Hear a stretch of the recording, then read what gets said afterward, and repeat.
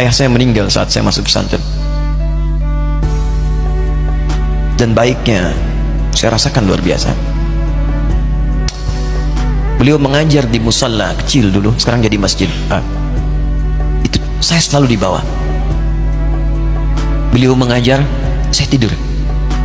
Sekarang gantian, saya mengajar, beliau tidur. Dan kadang dipangku, gendong sampai pulang. Saya pernah sengaja pura-pura tidur untuk ingin tahu apa yang dikerjakan ayah saya di jalan. Jaga betul supaya nggak bangun. Begitu saya disimpan di kasur dan bangun, diajak bercanda. Saya mau masuk pesantren, beliau nggak sempat ngantar. Saya bertemu, beliau menangis, peluk saya, minta maaf nggak bisa ngantar ke pesantren. Saya belum mengerti apapun saat itu. Saya bertekad, insya Allah saya belajar dengan sungguh-sungguh. Sepekan 2 pekan saya dapat panggilan pulang. Saya tanya pada kakak saya yang ikut, sekarang ada di sini, di mana ayah?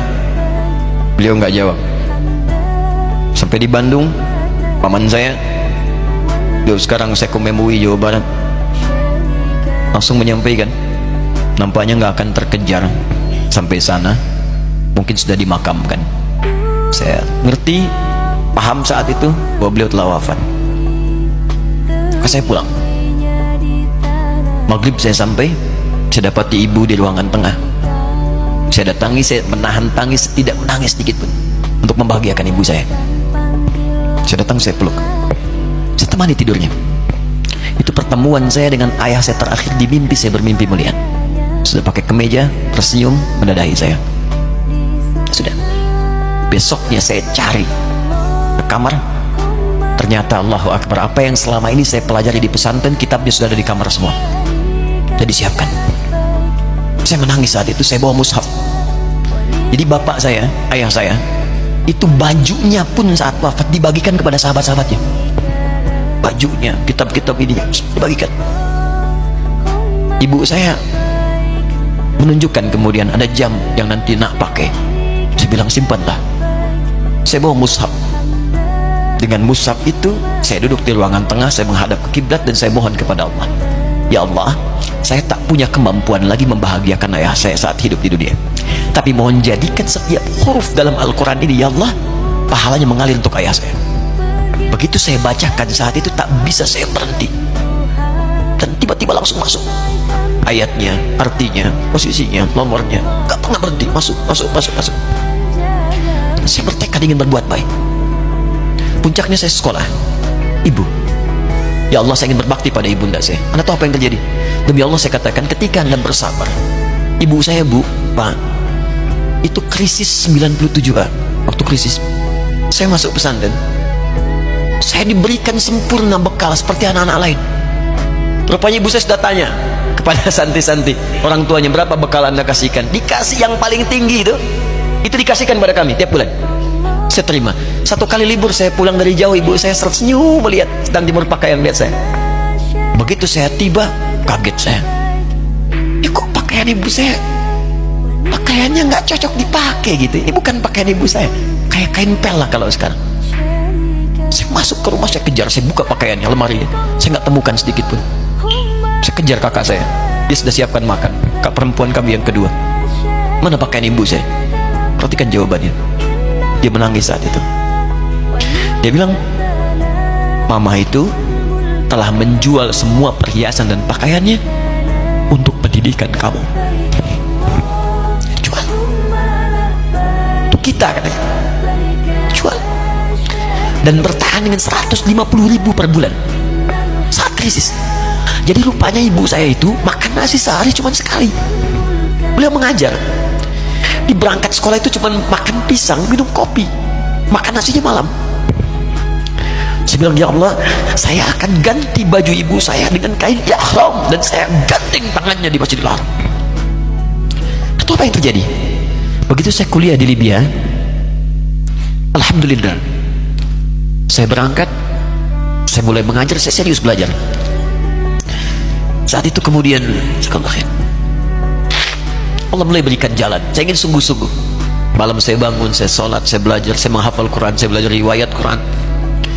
Sampai puncaknya tiba. Saya ditugaskan pemerintah Indonesia saat itu untuk jadi petugas haji di Mekah. Saya telepon ibu saya. Saya bilang, Ma, saya insya Allah akan haji 2010. Saya telepon Februari saat itu. Saya dengar suara, terbayang wajahnya indah, senyuman, bahagia. Alhamdulillah, nak. Kapan berangkat? Tahun ini insya Allah. Saya bilang, dan saya tidak akan pernah berangkat kecuali mama pun akan berangkat. Terdengar nada pesimis tapi senyum. Dari mana katanya? Allah akan kasih, saya bilang. Saya sedang bekerja berusaha karena Allah. Mustahil Allah akan sia-siakan kita. Berapa butuhnya? Porsinya 25 juta. Kapan harus ada? Bulan Juni. Ya, dari Februari ke Juni itu. Ya, Juli bukan Juni, Juli. Ya, jadi saya masih ingat bulan 7, 5 bulan itu. Saya ibu, Pak, nabung saya beli tabungan, saya niatkan untuk ibu saya haji. Bulan Juli masih setor 25 juta. Jadi semua tabungan masukin situ. Ada yang ngajar ngasih, masukin situ. Masukin semua. Tepat sepekan sebelum itu kemudian didaftarkan, saya buka tabungan. Allahu Akbar, karunia Allah luar biasa.